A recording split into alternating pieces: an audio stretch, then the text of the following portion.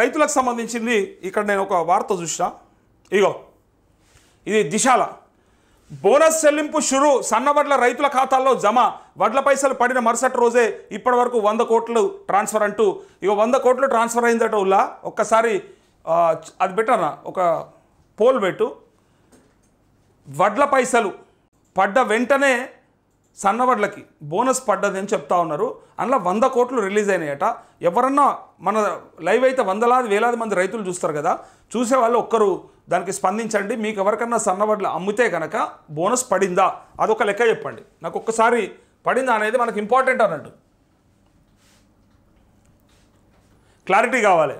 వాళ్ళు 18,000 కోట్ల రుణమాఫీ చేసినాము అని అంటే అది లెక్కలలో 18,000 కోట్లు కనబడుతుంది, కానీ బయట రైతులు అట్లనే ఉన్నారు, ఇంకా చాలామందికి కాలేదు. సో అందుకోసమే ఇది కూడా 100 కోట్లు రిలీజ్ చేసేసినాము, ఇక సన్నవడ్లకు బోనస్ పడిపోయిందంటే మరి మీరు తీసుకున్న టన్నులు ఎన్ని, మీకు రైతులు ఇచ్చిన ధాన్యం ఎంత, దానికి మీరు పేమెంట్ చేసిన విధానం ఏంటి, అది ఒకసారి చూడాలి.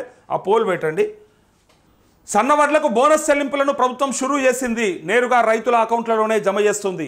వడ్ల పైసలను సివిల్ సప్లైస్ కార్పొరేషన్ చెల్లిస్తుండగా మరుసటి రోజు బోనస్ పైసలను ఫైనాన్స్ శాఖ జమ చేస్తుంది. ఇప్పటి వరకు 100 కోట్లను బోనస్ కింద రైతులకు చెల్లించినట్టు అధికార వర్గాలు తెలిపాయి.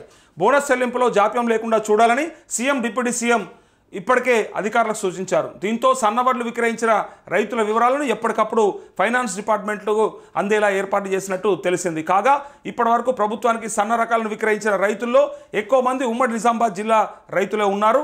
అయితే ఉమ్మడి నల్లగొండ రైతులు ఎక్కువగా ప్రైవేటు వ్యాపారులకు విక్రయిస్తున్నట్టు అధికారులు భావిస్తున్నారంటూ మీరిచ్చే ఆ బోనస్ కోసానికి ఎన్ని తిప్పలవడమంటారు రైతులని. అందుకే బయట ప్రైవేటుకు అమ్ముకునే పరిస్థితికి వచ్చింది. చాలా చోట్ల అసలు మొదలే కాలే, చాలా దగ్గరలో అసలు ఇంకా రైతులు వెయిట్ చేస్తూ ఉన్నారు, మై కాంటాలు పెడతలేరు, మై లోడ్లు వేస్తలేరు, మై తీసుకుంటలేరు ఇంకా అని చెప్పి. ఇక మాయిశ్చర్ గోలా, తేమ గోలా, లేదంటే ఆ తరుగు తాలు అయితే రోజు ఉండేది. అది ఎంతమంది కంప్లైంట్ చేస్తూ ఉన్నారంటే రైతులు విపరీతంగా మెసేజ్ చేస్తూ ఉన్నారు. అన్నా 42 కిలోలు కాదన్నా, మా దగ్గర 43 తీసుకుంటారు, మా దగ్గర 44 తీసుకుంటారు అని చెప్తా ఉన్నారు. దోపిడీ పందికొక్కు లెక్క దోసుకుంటా ఉన్నారు. మరి ఎవడెవడు అందులో ఇన్వాల్వ్ అయినాడు. మరి మనం మొన్న సీఈఓతో మాట్లాడినప్పుడు, ఒక సీఈఓ ఒక మండలంలో మాట్లాడినప్పుడు ఆయన ఏమన్నాడంటే, సార్ ఇదంతా అందరికీ తెలిసే జరుగుతూ ఉన్నది, మేము కనుక పక్కాగా నిబంధనల ప్రకారం వడ్లు కొనుగోలు చేయాలంటే ఒక్క లోడు కూడా పోదు సార్ అని చెప్పిండు.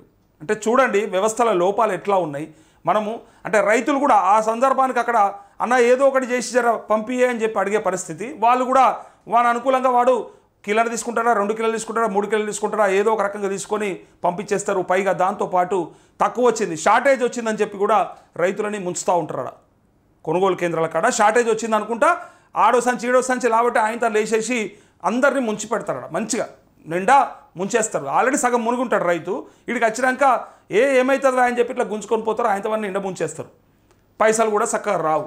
అయితే ఇక్కడ మరి బోనస్ పడ్డది అని చెప్తా ఉన్నారు. ఒక్కసారి ఆ పోల్లో ఎవరైతే బోనస్ వచ్చిందని అనుకుంటా ఉన్నారో, వచ్చిన వాళ్ళు ఉంటే ఒకసారి మెసేజ్ చేయండి. దాన్ని బట్టి మనము అర్థం చేసుకోవచ్చు నిజంగానే బోనస్ వస్తుందా రావట్లేదా. రాకపోతే దీనికోసం కూడా మాట్లాడాల్సి వస్తుంది. ఎందుకంటే సన్నవడ్లు అని చెప్పి వేయించుకున్న తర్వాత కాంటలు పెట్టించుకున్నాక మరి పైసలు అయితే వడ్లే వచ్చినాయి సివిల్ సప్లైస్కి వెళ్ళి, కానీ మరి ప్రభుత్వం ఇంకా బోనస్ అయ్యకపోయాను ఎవరికైనా అనుమానం ఉంటే మనం వాళ్ళ కోసం కూడా మాట్లాడాల్సిన అవసరం ఉంటుంది. కాబట్టి ఇది యాక్చువల్గా వీళ్ళ మేనిఫెస్టోలో పెట్టుకుంది ఈ సన్నాసులది, అది నేను చూపిస్తాను మీకు. మళ్ళీ అది రైతు డిక్లరేషన్ డౌన్లోడ్ చేసి పంపన్నా మెయిల్లో. వరంగల్ రైతు డిక్లరేషన్లో ఏం పెట్టుకుర్రో మీకు చూపిస్తా.